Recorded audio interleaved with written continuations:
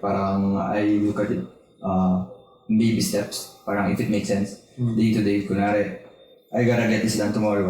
Yun yung first na goal ko. Pag nagawa ko yan, I think that's success na already. In a way, small wins.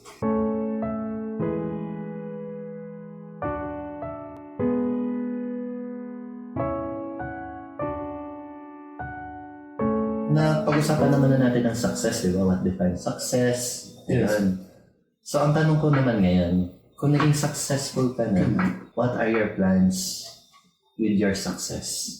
And add ko lang doon sa si Zia at si Kaz is nung time na dinefine natin yung success for ourselves or hindi, wala sila doon. Pwede Please na kindly How do you define define your success first. And then after defining success, what will you do with that success? So naalala ko, na-define ko yung success as how you impact others. Kung paano ma-impact yung mga tao. Well, in relation dun sa question mo, to answer that, syempre, ang goal ko is to impact others. Diba? Might as well, when I reach success, might as well give back to others. Yung success na natatama sa kanya. Hindi pa kasi clear yung thoughts ko about dun sa how do you give back? dun sa how do you give back. Pero by any means possible siguro, and that's what I can say, kailangan ko silang tulungan. Pero kung yung definition ng success is more on personal gains, family gains, then of course, ganun din. Ang end goal niya is magbe-benefit din dapat yun, yung mga yun. Although hindi pa organize yung thoughts ko, pero I'll just adapt to them. So, naisip ako. May sasagot or kung para at least may example, para at least yung Example? Oo, yung i-answer ko na yun, para at least yung sa akin kasi success, yung saan masaya, di ba?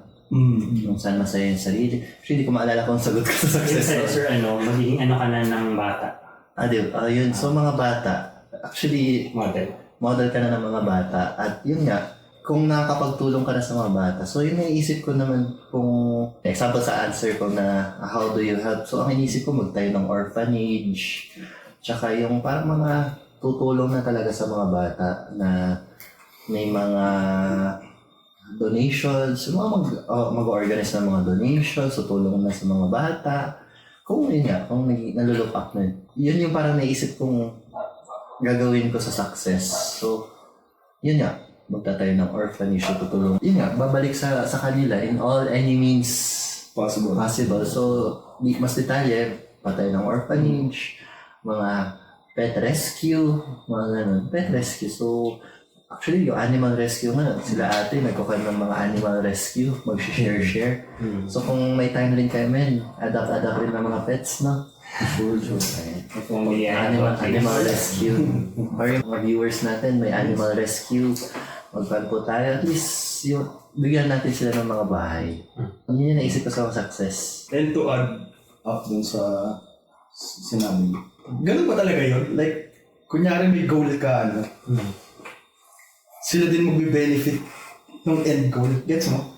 Kailangan ba ang laging binabalik sa kanila? Or may ideas ba kayo na once you reach this success, parang May limit na kung, otherwise ka? kung na-enjoy mo na yung success mo. Oo. Kung na-enjoy mo na yung success mo, tulungan mo na sila. That's more clear now. Kaya, Hindi ba nga may sayo ka kanina, ang nag-define sa'yo, hindi yung capabilities mo, pero yung choices mo. choice. Kung may choice ka na tumulong, Yes. Oo. ito yung define mo. Kasi alangan pipilitin mo sarili mong tumulong, hindi mo pa kaya. Choice mo na yun. Kaya ka mo. Bakit hindi? Yun nga kaya ako natanong kasi parang never ko din naisip na Tama. parang unang sinabi ko agad is to help them. Parang never sumagi sa isip na parang Enjoy mo pwede muna. mo mag-benefit din ako. Enjoy mo muna yung Never ko success. talaga naisip. Enjoy mo yung success mo. To piggyback on that lang din, parang ko kasi yung sabi ni Mark Manson. So, ang dami ko laging pinablog. Okay Si lang. Mark Manson, Okay lang yan. siya yung author ng A Subtle Art of Not Giving a Fuck. So, very successful person na rin siya. Ang dami niya, millions of copies of his book were sold already. Sabi niya kasi, nung nag-build siya ng community niya, bago kasi siya naging author, vlogger siya. Vlogger pa lang, nung una pa lang, vlog na mga sulat-sulat lang, ganyan. And that time, nabuhay siya ng vlogging lang kasi may community siya na nag-build. Eh yung mga hindi pa nakabasa ng Subtle Art of Not Giving a Fuck, mostly kasi yan is psychology or about mental health. So, nung nag-build siya ng blog niya, may two kinds of persons na na-attract dun sa blogs niya na about psychology and mental health. One would be those that want to, from drowning to being okay, and then those that are okay and want to be successful. Hindi din to. Like, those that are suicidal, depressed, and all, and they just want to be okay. Those are the kinds of people na na-attract sa blog na. And then, from the one that's are okay already, that want to be successful. Anong coin ulit yan? Manson? Si Mark Manson. Pa-comment para at least hanapin ko lang. Sige. Si Mark. Maganda yung Hashtag. sir. Or yung sa Netflix, ano? Oo, yung sa Netflix. Meron din siyang sa Netflix ngayon. May documentary about him. Ayan kasi, yun nga, yung going back to you guys, ay yung question ni Papi Tex, tapos yung point mo na rin na parang 2 steps kasi siya. And those people are very different people talaga. Yung questions nila, hindi mo pwedeng ibuo yung sagot mo sa kanila. Kasi may iba sila ng pinagdadaanan eh. So, yun lang. Just to, my point being is, yun nga, after mo na from survival to okay, different na rin yung from okay to success. Yeah. And then, yun, sana may point. Ano yung point. Right. Sa in addition dun sa sinasabi ni Keps, may benefits ba kung sakaling tinulungan mo yung ibang tao dun sa success mo? Kunwari, ako yung magkaroon ng success. May benefits ba ako kung yung success ko naibigay ko or naituro ko sa ibang tao? Sinulungan ng ibang tao para maging successful din. Parang, Ano yung benefit This mo? specific like Ano yung benefit? Ano yung benefit ng iba? Or anong benefit mo kung tinulungan sila? anong benefit mo Kung pag, tinutulungan sila? kung tinulungan mo sila? Siguro ang sagot ko doon is, kung tinulungan mo sila o tinuruan mo sila, basing it from your experience, basing it from your success, makikita mo yung legacy mo. It continues. Diba? Malay mo, yung legacy mo ay pasa mo sa kanila, in the same time, mas lalo pa nila na-improve. There will come a time na baka sabihin nila na ikaw mismo yung bigay sa kanya ng tulong para makabot siya doon. Diba? Masaya sa feeling na isa ka sa mga nakapag-contribute sa success niya. Hindi mo man makamit yung dreams mo, pero nakikita mo yung dreams mo is kaya palang makamit na ibang tao. Hindi, kailangan makamit mo muna yung dreams mo. Hindi, ibig sabihin, That's ko yung sasabi mo, pero...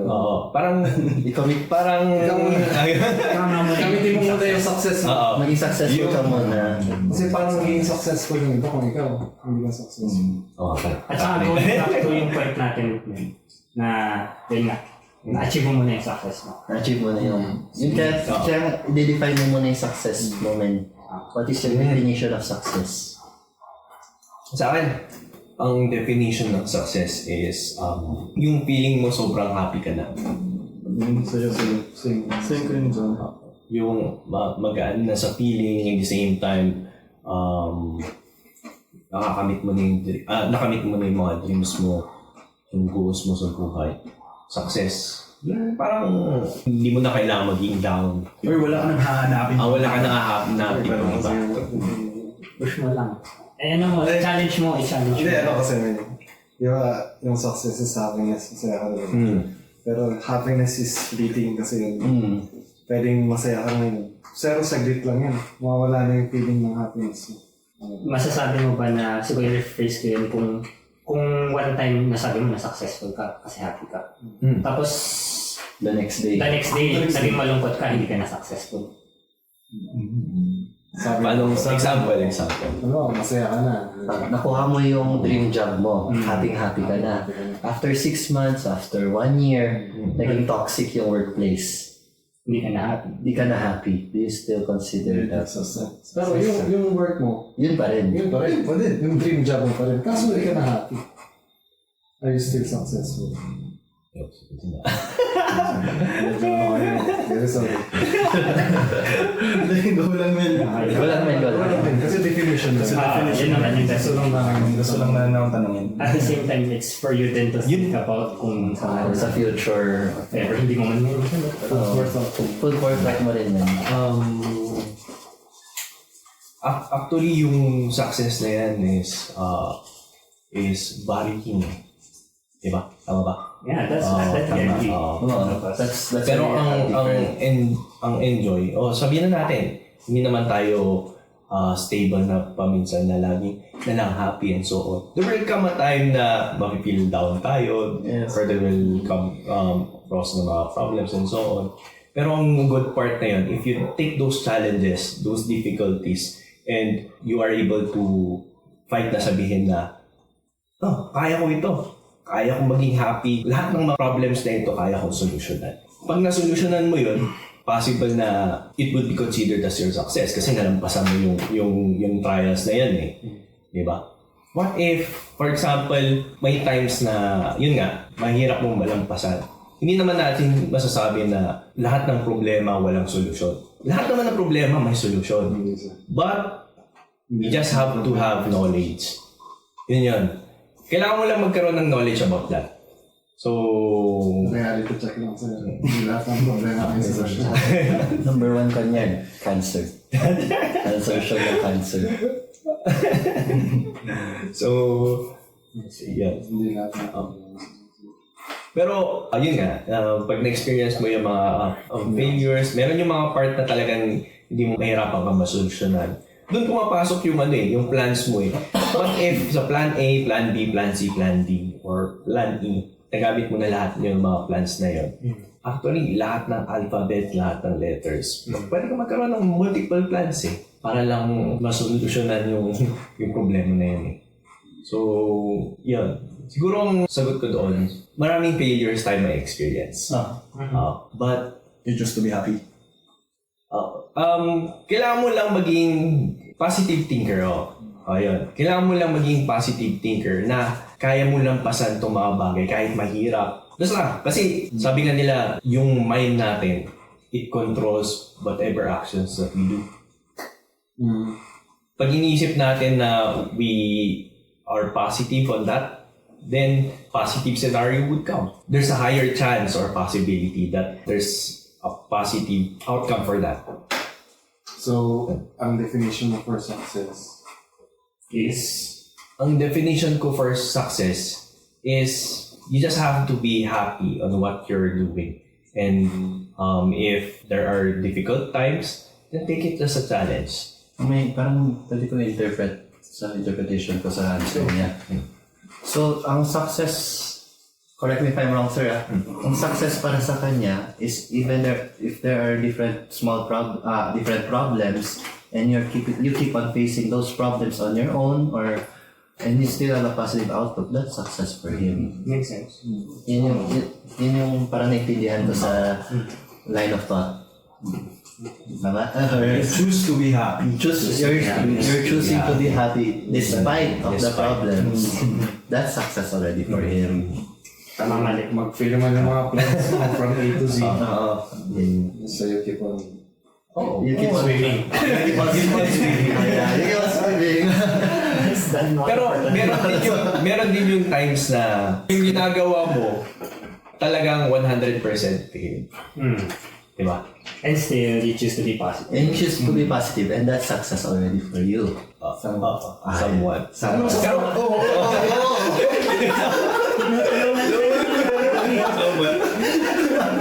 nakalimutan ko sasabihin ko eh. Wait lang. Tinutulungan ka namin mag-conclude, man, kasi wala ka pa rin conclusion eh. Hindi tayo namin eh. Andun ako. May naisip ko ito. Biglang nawala ka eh. Inisip ko kanina. Saka mo kami ng somewhat. Pero gets on. To sum up na. At saka ayun yung pinupunto namin nun, walang tamang, yun nga sabi ni Kevs na walang tamang o maling sagot. Kailangan lang talaga namin ng firm ka na, ano, Oo, sa Belief mo. na belief mo, Belief mo. what is success for you? Kasi that's your truth eh. Oo. Hindi ka na naman namin ko-questionin ng ano lang eh. Siyempre gusto lang namin na clear din. At based sa explanations mo, doon ang nakuha namin. Diba? Yung kasi ang daming kwento na details. Okay. So, sinamap natin. Para sa Para sa kasalan. So, wait, nasagot yun ang what is success. Hindi ka pa nasasagot yung second question. Pero na-pick up mo yung definition mo na sinabi niya. Definition mo ng success. Formulate mo naman na Yung success sa'yo. Na despite everything and all positive outlook. Oo na o hindi? Somewhat pa rin. Oo, hindi. Okay. Yan. So with that success, in your definition of success, Ang gagawin mo. what will you gagawin? With that Kung na-achieve mo na yan. Kung na-achieve mo na, ganun ka, as in lahat ng ano, what's next? Very positive ka sa Oh, very nangyayari. positive. What next? Anong gagawin mo? Well, sa akin ituturo ko din. Ituturo ko sa others. others. Bakit? Ano ka naman? Bakit? Giving back to This is, siyempre, ayaw ko rin naman sila mag-start sa pinakauna. So, I'm just limiting their time na, or yung experience ko. You're giving them aid. Ha? You're giving them aid para... Parang you're giving them an aid na para mas konti yung time for learning nila. Yun ang human society naman, kaya may school tayo. Oo, yun.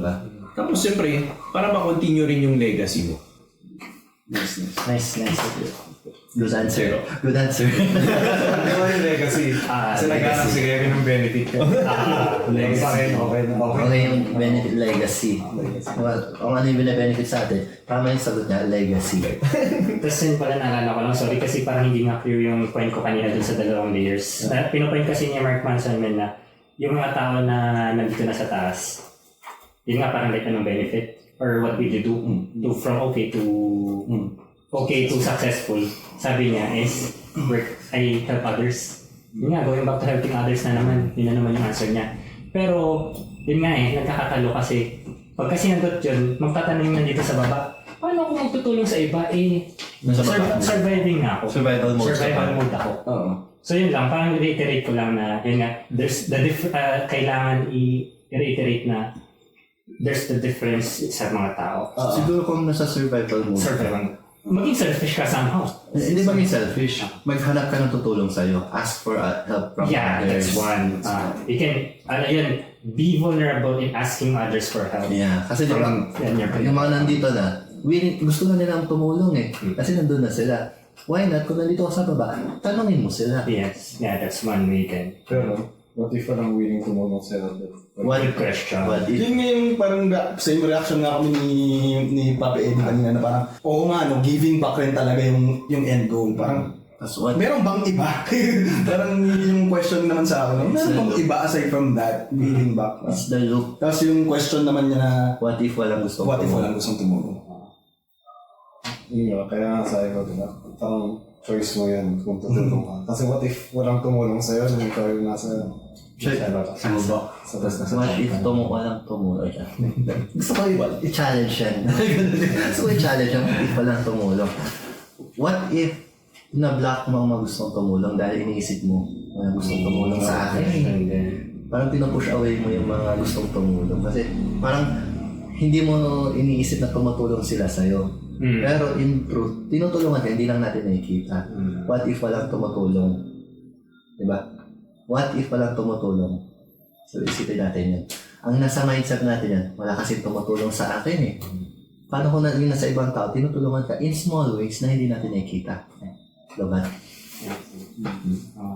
Kailangan Gusto ko umano yung back and forth niya doon. Yun nga. Baka hindi walang tumutulong. Hindi natin nakikita yung mga gustong tumulong. Hindi sir, di ko sinabing walang gustong tumulong. What if, diba? What at that point in time, walang tumutulong. At that point in time na kailangan ng tulong, walang tumulong. Siguro doon papasok ang patience. Pero wala tayong luxury. Hindi lahat may luxury. Walang luxury nation. On that time, walang Kasi tutulong. may mga points may mga breaking points tayo sa life na kung sakali may tumulong lang sa'yo sa moment na to, hindi ka nakakamatay. Oo. Sakali may tumulong sa'yo to, iba sana yung pinuntahan mo. Siguro ang last na panalaw natin is pray. Ang last option natin. Okay, hindi ako makipag-debate pag...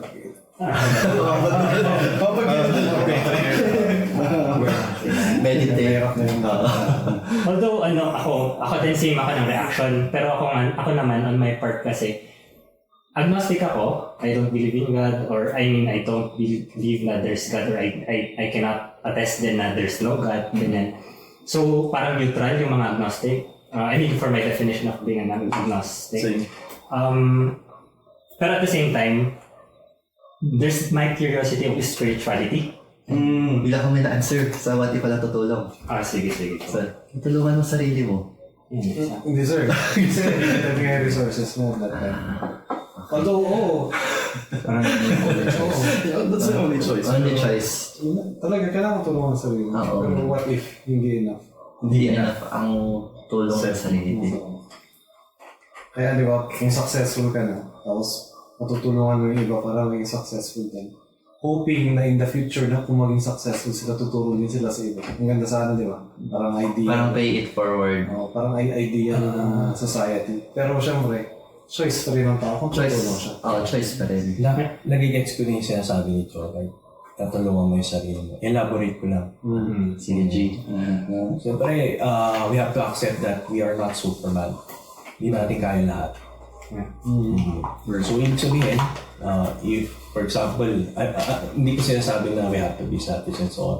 Pero regarding dun sa scenario, we have to maximize yung resources that we have. What if it's not enough? So, yun yung point. Ibig sabihin, there are tendency na if meron tayong part na hindi natin kaya, let go natin. Itulog. Paano yung sa kanya to nandito nasa spectrum eh. Pag nilet go niya, deads na siya. Hindi pa pwedeng mag-walk away. Hindi to. On that moment. Wala po. Kasi mind na niya yung kalaban niya. Parang doon na dumadating yung salitang bahala na eh. Bahala na to, no? Bahala na. Bahala na. Kasi yan, beyond simple. Personal. Ito man. Hindi to magmamayabang may reality lang to. Hindi ako makapag-aral kung wala akong scholarship. Since elementary, high school, college, hindi ako makapag-aral na.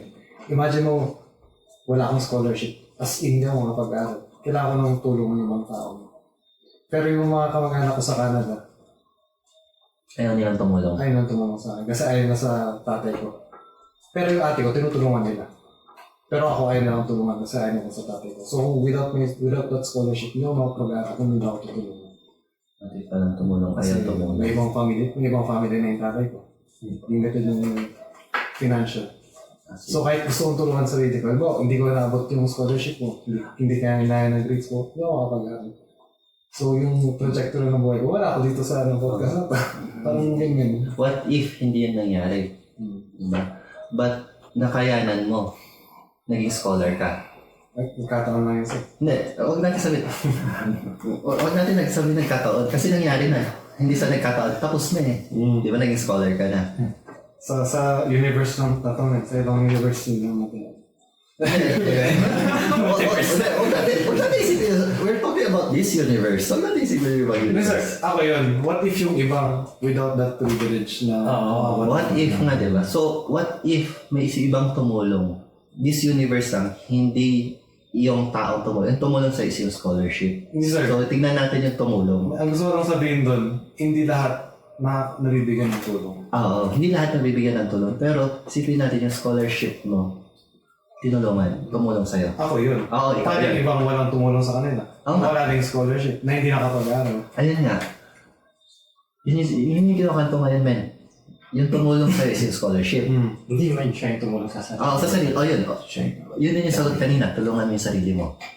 So, tinulungan niyo yung sarili mo. Ayun, nag-agree ka ba doon na tinulungan mo yung sarili mo kasi naka-scholarship ka? Hindi.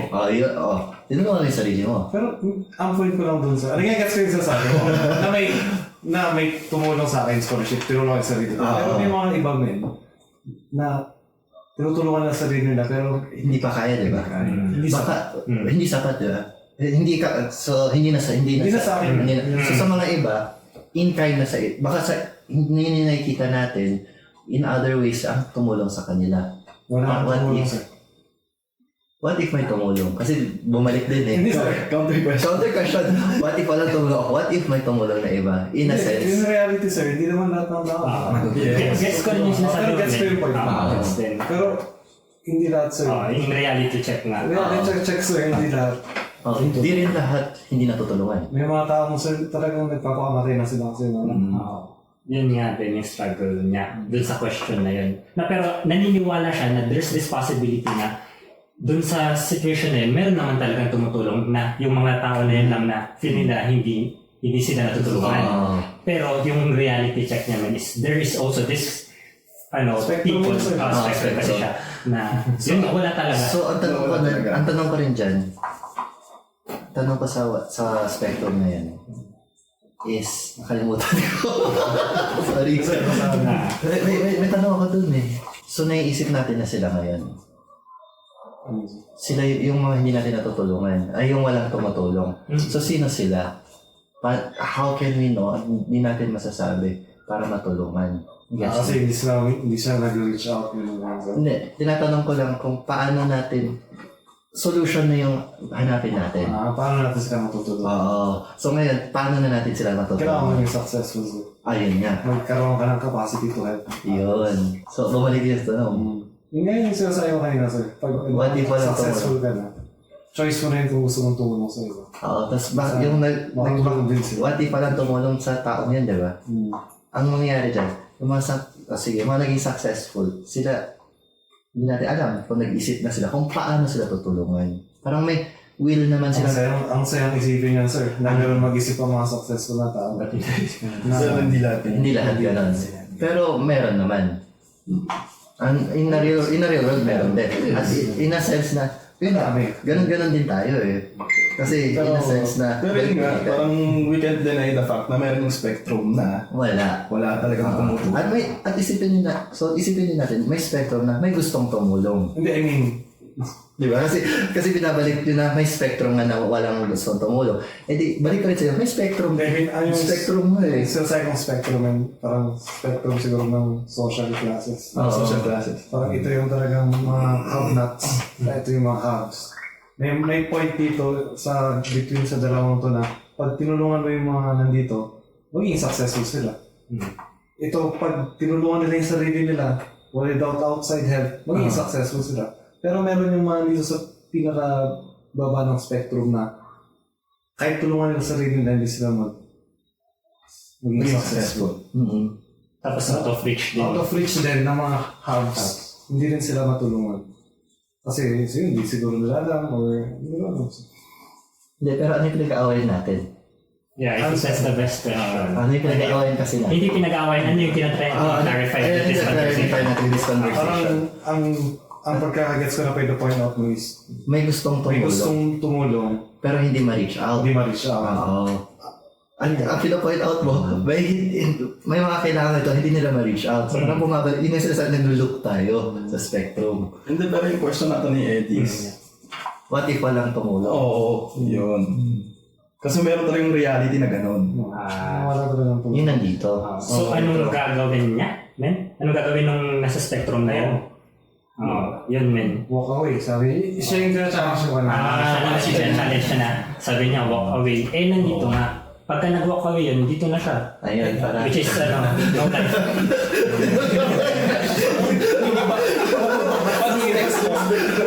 What if, ang sinabi ko walk away, what if hindi ka gumalaw? Dito. Dito ka. Dito ka lang. Diyan ka, patience lang muna. So, patience, tama ka. It's Higa about ka lang. time. Pero yun nga, Parang yung iba, it's about walang time. luxury ng time. Dalawa na luxury ng time. Wala silang kakainin mamaya. Wala silang pera. Wala ka silang Sabi ko nga, yun nga. Siyempre, ikaw nandun ka sa survival mode eh. And when you're in survival mode, you're going to do everything, lahat ng gusto mong gawin Kung walang para lang mag-survive. Oo. Ibig sabihin, madaling sabihin, pero mahirap gawin. Ibig sabihin yun, you have to maximize your resources in order for you to survive. Yeah. I think, Wala nang resources. yun nga, I think yung talagang number one na acceptance na it's the reality. We cannot help them. At hindi natin sila ma-reach. It's a reality na siya. Hindi ka mamatulungan ng mga siguro ng mga tao na expect mo matulungan. But siguro in faith or the environment, pwede kang matulungan like ano ba? Oxygen. Mga puno, mga prutas. Parang i-drill na point dito is, pag naging successful ka, as a decent human being, you give back. Kasi may mga nangangailangan. Oo. Yun yung ang gusto kong i-point out actually. Actually, di ba yun yung... Na kahit Gets. tulungan nila yung sarili nila, hindi sapat yung resources to umangat. Kaya ko, nagtataka ko yung call namin. Kaano argument natin yun? Nakakawala ko din siya. Siya talaga.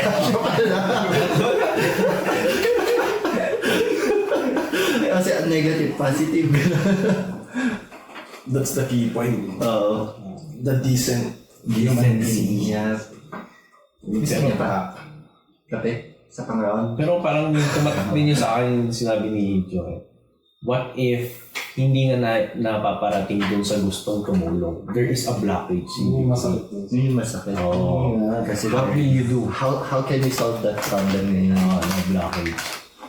Isip yung mga politicians, sila yung pupunta sa mga pan.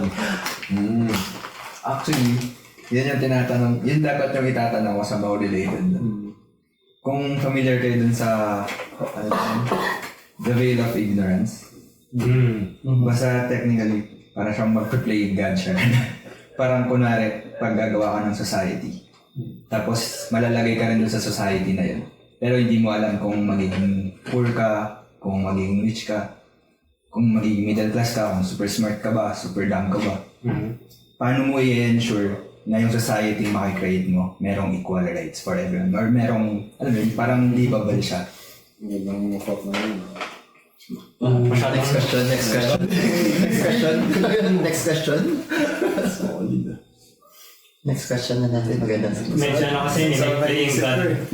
I mean, somehow playing God. Parang ano yung Ideal world. And na parang pwede kang mabuhay doon na hindi ka mag-aalangan kung poor ka man na ipapanganak, rich ka man ipapanganak. Sa akin, ang sagot ko dyan, more on scientific. I-ensure mo na may infinite power source. From that point, it's like, mag-solve lahat na. which is there's nothing good. Hindi ko kasi masyadong define yung success. Looking forward too much in the future. Parang I look at it baby steps. Parang if it makes sense. Day to day. Kunwari, I gotta get this done tomorrow. Yun yung first na goal ko. Pag nagawa ko yan, I think that's success na already. In a way, small wins. So, pero syempre, definitely meron yung mga long-term goals. Pero hindi ako masyadong nagdudwell. Kaya, I can't really define kung ano ba talaga yung success, yung end line. Pero, in case I get to that point, I think pare-pareho naman tayo ng sagot, which is to help others, to give back. I think yun naman talaga yung answer na. Generally, if you're a decent person. So, to sum it up, kung decent person ka, kung naging successful ka Kung decent person ka. kung decent person ka at naging successful ka na, you give back. You give back to the people. Pag sinusunod Oo. Kung decent nga, di ba? Sorry. Okay. sasagot mo lang yan kung ganito ka na. Oo. Sasabi mo lang na tutulong ako, ganito ka na. Oo. Successful. Ngayon, madaling sabihin, tutulong ako. Pero pag nandun ka na, Yun na. dyan na yung parang ano eh. Dyan mo na talaga. Magkakaroon ng bail ulit. Saya. Sabi nga, matuturo siya. Pero pag nandun na siya, matuturo na siya. Success na siya. Nakakapagod na siya.